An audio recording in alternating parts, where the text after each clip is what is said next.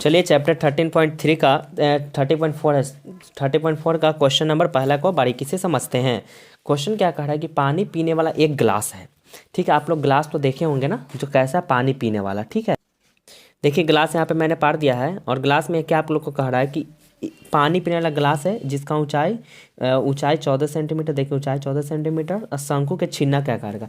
देखिए छिन्नक उसको कहते हैं कि जिसमें ऊपर भी वृत्त रहेगा और नीचे भी वृत्त रहेगा। ठीक है, लेकिन एक वृत्त बड़ा और एक वृत्त छोटा, उसी को बोलते हैं छिन्नक। क्योंकि बेलन में भी होता है ना, ऊपर सर्किल नीचे सर्किल, तो बेलन भी तो उस हिसाब से हो जाएगा। लेकिन छिन्नक में क्या होता है कि या तो ऊपर बड़ा या तो नीचे बड़ा, लेकिन एक बड़ा रहेगा एक छोटा रहेगा, उसी को बोलते हैं हम लोग छिन्नक। ठीक है, तो यहीं पे छिन्नक क्या आकार का है, दोनों वृत्त के सिरों का व्यास 4 और 2 है। इसका व्यास था 4 तो रेडियस हो जाएगा 2, इसका व्यास था 2 तो रेडियस हो जाएगा 1। क्योंकि जो व्यास होता है और रेडियस होता है तो व्यास का आधा होता है रेडियस।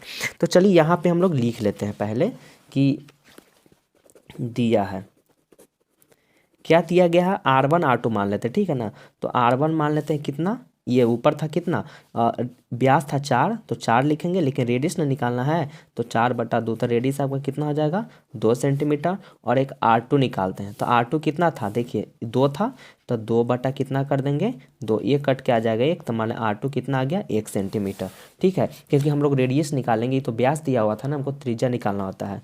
अब क्या करेंगे, ऊंचाई दे रखा है, ऊंचाई कितना दे दिया है, ऊंचाई आपका दिया है 14 सेंटीमीटर, तो यहाँ पे लिख देंगे 14 सेंटीमीटर। अब निकालना है गिलास की धारिता। ठीक है ना, गिलास की धारिता, तो गिलास की धारिता कहने का मतलब कि शंकु के छिन्नक के आयतन, मतलब वही ना होगा, हम लोग ब्रैकेट में लिख देते हैं कि शंकु के छिन्नक का आयतन। शंकु के छिन्नक का आयतन बोलिए या गिलास की धारिता बोलिए, बात वही होगा।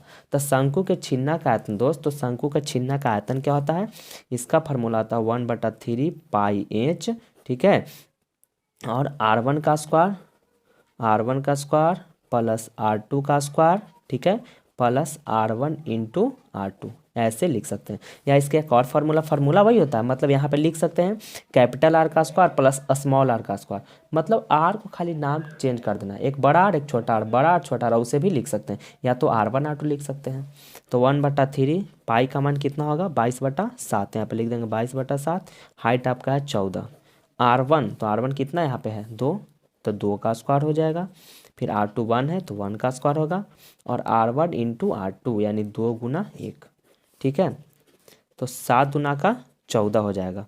ठीक है, काटिए 7 दूना का 14 तो कितना हो जाएगा 44/3 गुना 2 का स्क्वायर 4, 1 का स्क्वायर 1, 2 का स्क्वायर 4, 1 का स्क्वायर है और 2 में 1 से गुना करेंगे तो 2, तो कितना हो जाएगा मेरे दोस्त 44/3 गुना 4 2 6 1 7।